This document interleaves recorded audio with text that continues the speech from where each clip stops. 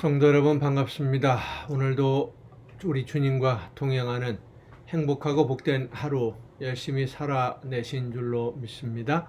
이 시간 우리가 함께 은혜를 나눌 본문 말씀 신약성경 마태복음 8장입니다. 마태복음 8장 23절부터 마태복음 8장 23절부터 27절까지에 있는 말씀 봉독합니다.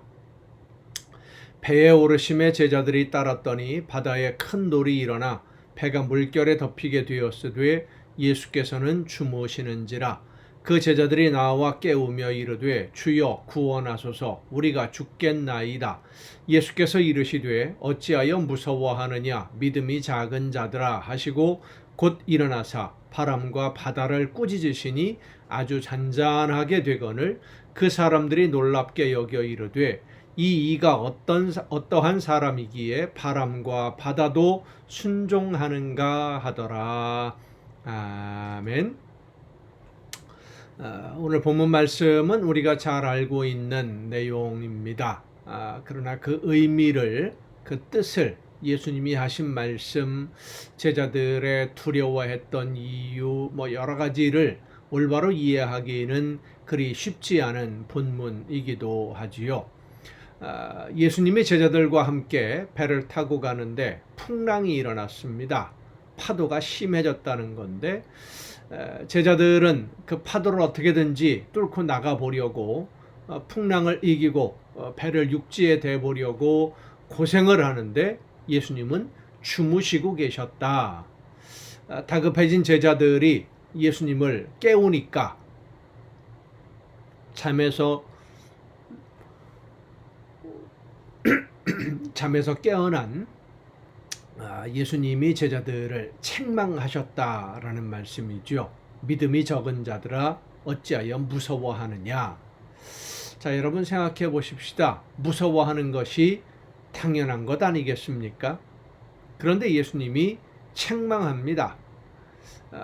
풍랑이 일어서 배가 침몰할 위기에 빠져 있는데 제자들이 고생하는 거 신경도 안 쓰고 주무시던 예수님, 어떻게든지 제자들은 예수님이 조금이라도 편하게 쉬게 해드리려고 나름대로 열심히 노력을 했는데 안 되니까 깨웠던 거 아니겠습니까? 그런데 오히려 책망을 들어요.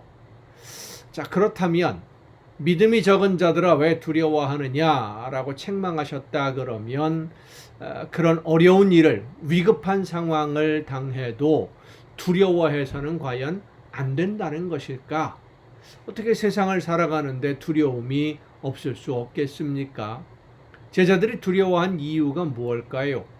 풍랑 때문에 침몰하게 되었으니까 두렵지요. 그런데 그 배에 함께 타고 있는 분이 누구입니까?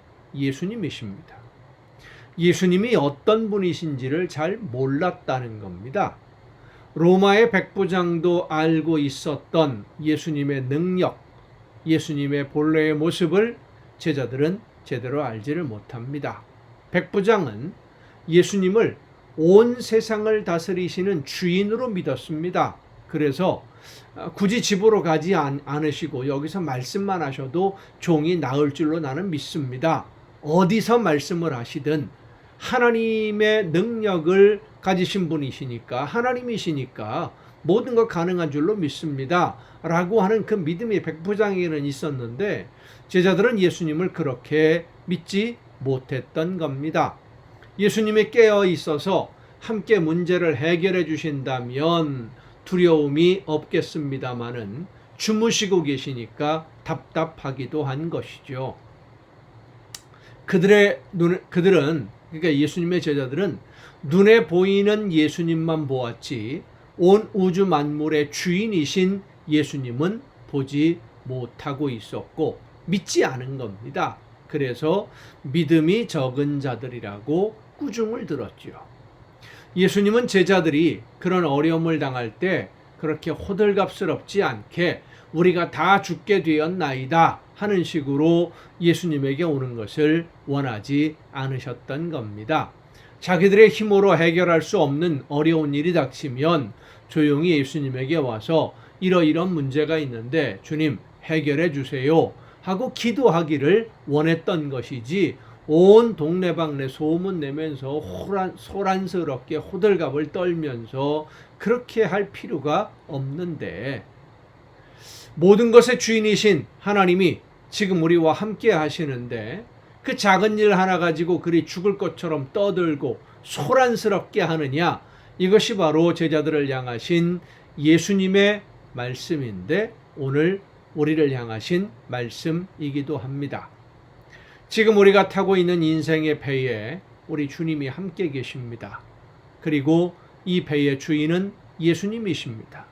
문제가 있으면, 어려움이 있으면, 우리 힘으로 해결할 수 없는 힘든 일들이 있으면 조용히 믿음을 가지고 주인 되시는 하나님 앞에, 예수님 앞에 기도하면 됩니다. 그 문제는 우리의 힘으로 해결될 일이 아니기 때문입니다. 주님이 해결해 주셔야 될 일입니다.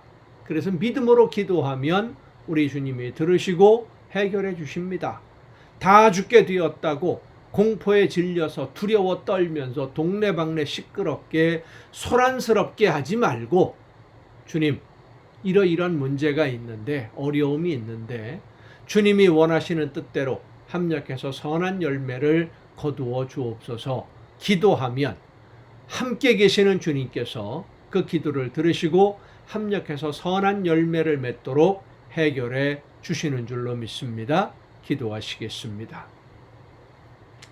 오늘도 크신 사랑과 은혜로 연약한 저희들을 돌보시며 능력과 권능으로 함께 해주시는 아버지 하나님, 풍랑이 일어나는 바다와 같은 인생길을 살아가는 저희들, 우리의 힘으로 해결할 수 없는 문제를 만났을 때에 함께 계시는 주님 앞에 나와 모든 문제를 내려놓고 주님께 맡기고 주님이 원하시는 뜻대로 모든 것을 이룰 수 있도록 믿음으로 기도하며 견디며 기다리는 우리 모두가 되게 하여 주시옵소서. 이 모든 말씀을 예수님의 이름으로 기도하옵나이다. 아멘. 오늘 우리가 함께 통독할 하나님의 말씀, 구약성경 민수기 22장 21절부터 어제 이어서 통독을 하겠습니다. 하나님이 주시는 두려움으로 불안에 떨게 된 나라들, 주변 나라들이 이스라엘을 대적하고 방어하려는 움직임을 보이기 시작하는데, 그 중에 한 사람이 이제 발락이죠. 발람을 초청해서 이스라엘 백성들을 저주하게 하려고 시도를 합니다. 직접 군대를 이끌고 막아서기도 하지만 군대의 힘으로는 막을 수 없다는 것을 깨달았고 이스라엘이 스스로 망하게 하는 방법을 찾게 됩니다. 하나님이 지키시는 백성들을 이기려면 하나님의 능력을 넘어서야 되는데 그게 불가능하니까 하나님이 그 백성들을 징계하시거나 버리게 만들어야 자기들에게 승산이 있다는 것을 깨달은 것이죠. 그래서 발람을 초청해서 저주하게 하려고 했지만 하나님이 막아주심으로 그것도 실패하고 계략을 써서 하나님의 말씀을 이스라엘 백성들이 거역하도록 함정을 팝니다. 하나님의 뜻이 무엇인지 알면서도 재물과 권력에 대한 욕심으로 하나님의 뜻을 거역하던 발람, 그리고 그들의 계략에 속아서 스스로 자멸의 길을 걷는 이스라엘 백성들, 하나님이 지켜주시고 보호하시면 그 무엇도 두려울 것이 없습니다마는 스스로 하나님의 보호하심을 떠나려는 어리석은 백성들의 모습에서 오늘 우리의 모습도 발견하게 됩니다. 그런데 그 와중에도 하나님을 기쁘시게 하는 한 사람의 행동으로 말미암아 용서를 받지요. 사람들이 보기에는 뭐 저렇게까지 할 필요가 있겠는가, 그런 비난을 들을 만한, 그리고 자기 민족, 자기 이웃들에게 배척당할 만한 그런 행동이었습니다마는 하나님이 기뻐하시는 일을 위해서 자신의 목숨을 던지는 충성과 헌신으로 하여 하나님은 기뻐하시고 그래서 이스라엘 백성들을 용서해 주시게 되는 사건이 이제 오늘 우리가 통독할 말씀에 있습니다. 함께 통독하십니다. 민수기 22장 21절부터 발람이 돈에 대한, 권력에 대한 욕심 때문에 결국은 하나님의 말씀을 거역하고 길을 떠나는 장면입니다. 발람이 아침에 일찍 일어나서 자기 나귀의 안장을 지우고 모압 고관들과 함께 가니 그가 감으로 말미암아 하나님이 진노하심으로 여호와의 사자가 그를 막으려고 길에 서니라. 발람은 자기 나귀를 탔고 그의 두 종은 그와 함께 있더니 나귀가 여호와의 사자가 칼을 빼어 손에 들고 길에 선 것을 보고 길에서 벗어나 밭으로 들어간지라. 발람이 나귀를 길로 돌이키려고 채찍질하니 여호와의 사자는 포도원 사이 좁은 길에 섰고 좌우에는 담이 있더라. 나귀가 여호와의 사자를 보고 몸을 담에 대고 발람의 발을 그 담에 짓누름에 발람이 다시 채찍질하니 여호와의 사자가 더 나아가서 좌우로 피할 데 없는 좁은 곳에 선지라. 나귀가 여호와의 사자를 보고 발람 앞에 엎드리니 발람이 노하여 자기 지팡이로 나귀를 때리는지라. 여호와께서 나귀 입을 여시니 발람에게 이르되 내가 당신에게 무엇을 하였기에 나를 이같이 3번을 때리느냐. 발람이 나귀에게 말하되 네가 나를 거역하기 때문이니 내 손에 칼이 있었다면 곧 너를 죽였으리라. 나귀가 발람에게 이르되 나는 당신이 오늘까지 당신의 일생 동안 탄 나귀가 아니냐. 내가 언제 당신에게 이같이 하는 버릇이 있었더냐. 그가 말하되 없었느니라. 그때에 여호와께서 발람의 눈을 밝히심에 여호와의 사자가 손에 칼을 빼들고 길에 선 것을 그가 보고 머리를 숙이고 엎드리니 여호와의 사자가 그에게 이르되 너는 어찌하여 네 나귀를 이같이 3번 때렸느냐. 보라, 내 앞에서 내 길이 사악함으로 내가 너를 막으려고 나왔더니 나귀가 나를 보고 이같이 3번을 돌이켜 내 앞에서 피하였느니라. 나귀가 만일 돌이켜 나를 피하지 아니하였다면 내가 벌써 너를 죽이고 나귀는 살렸으리라. 발람이 여호와의 사자에게 말하되 내가 범죄하였나이다. 발람이 무슨 죄를 범한 겁니까? 하나님이 원하시지 않는데 이스라엘을 저주하겠다고 발락이 보낸 모압의 관리들을 따라 나선 것 아니겠습니까? 돈에 대한 욕심 때문이지요. 하나님이 분명히 막으셨는데도 불구하고 한번 막으셨으면 그것으로 끝이지 뭘 자꾸 2번, 3번 물어보고 그럽니까? 뻔한 일이지요. 그런 모습을 하나님이 보시고 진노하신 겁니다. 그래서 발람을 죽이려고 하셨던 거죠. 당신이 나를 막으려고 길에 서신 줄을 내가 알지 못하였나이다. 당신이 이를 기뻐하지 아니하시면 나는 돌아가겠나이다. 죽게 생겼으니까 돌아가겠다는 거지요. 하나님이 기뻐하지 않으신다는 거 몰랐습니까? 그전에도 알았지요. 여호와의 사자가 발람에게 이르되 그 사람들과 함께 가라. 내가 네게 이르는 말만 말할지니라. 발람이 발락의 고관들과 함께 가니라.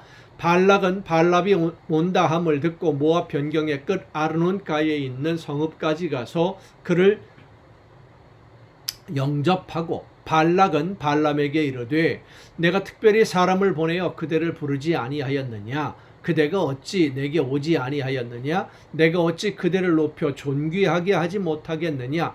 발람이 발락에게 이르되 내가 오기는 하였으나 무엇을 말할 능력이 있으리이까. 하나님이 내 입에 주시는 말씀 그것을 말할 뿐이니이다.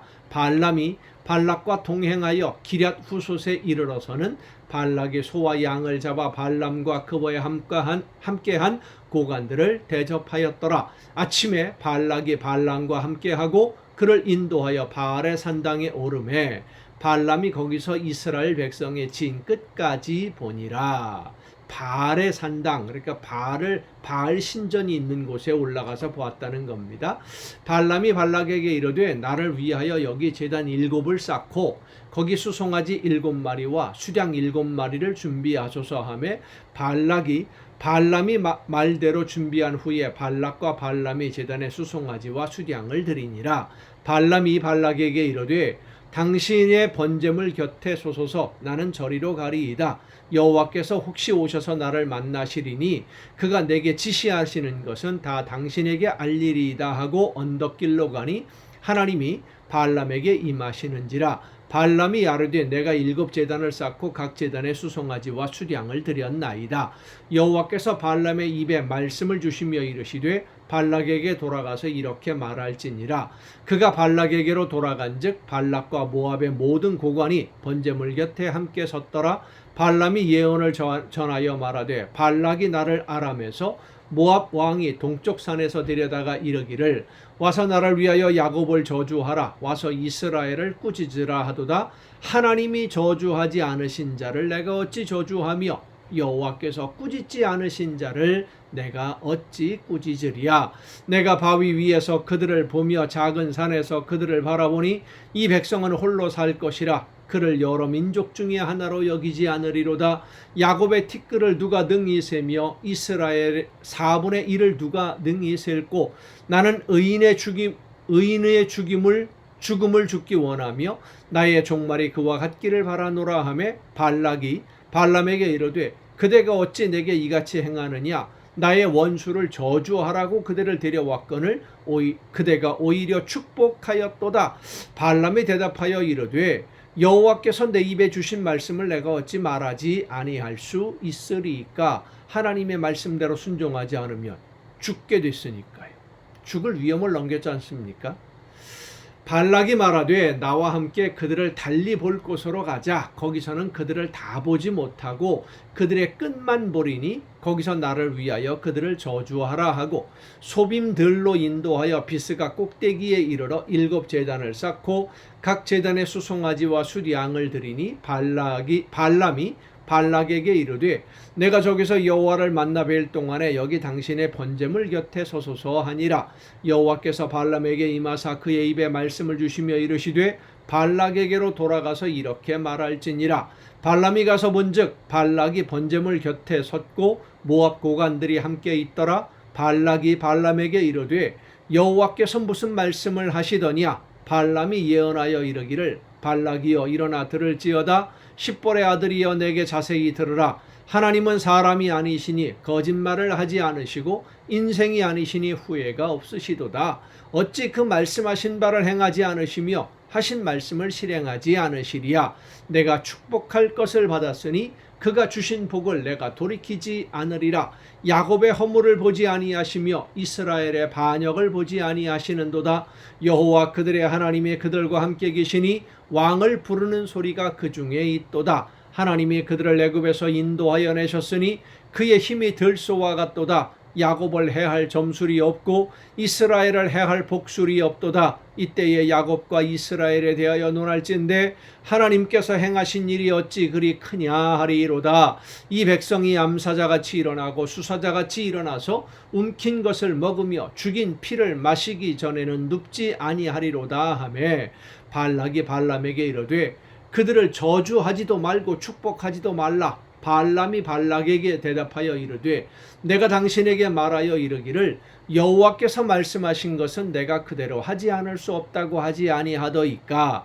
발락이 발람에게 또 이르되 오라 내가 너를 다른 곳으로 인도하리니 내가 거기서 나를 위하여 그들을 저주하기를 하나님이 혹시 기뻐하시리라 하고 발락이 발람을 인도하여 광야가 내려다 보이는 부월산 꼭대기에 이르니 발람이 발락에게 이르되 나를 위하여 여기 7 제단을 쌓고 거기 수송아지 7마리와 수량 7마리를 준비하소서. 발락이 발람의 말대로 행하여 각 제단에 수송아지와 숫양을 드리니라. 24장입니다.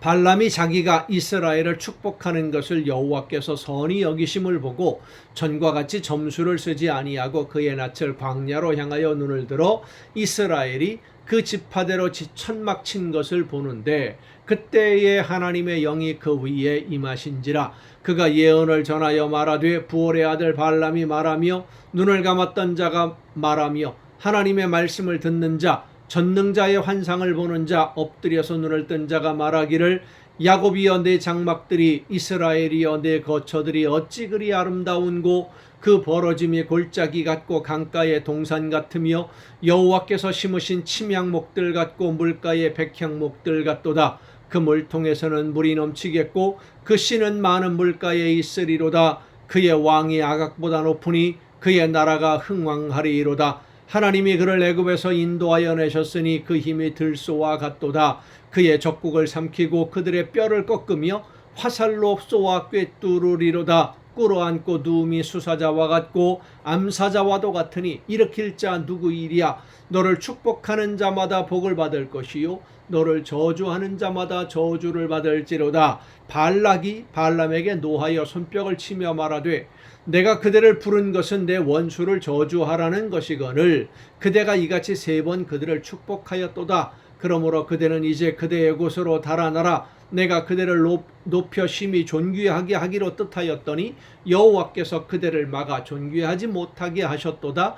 발람이 발락에게 이르되 당신이 내게 보낸 사신들에게 내가 말하여 이르지 아니하였나이까. 가령 발락이 그 집에 가득한 은금을 내게 줄지라도 나는 여호와의 말씀을 어기고 선악간에 내 마음대로 행하지 못하고 여호와께서 말씀하신 대로 말하리라 하지 아니하였나이까.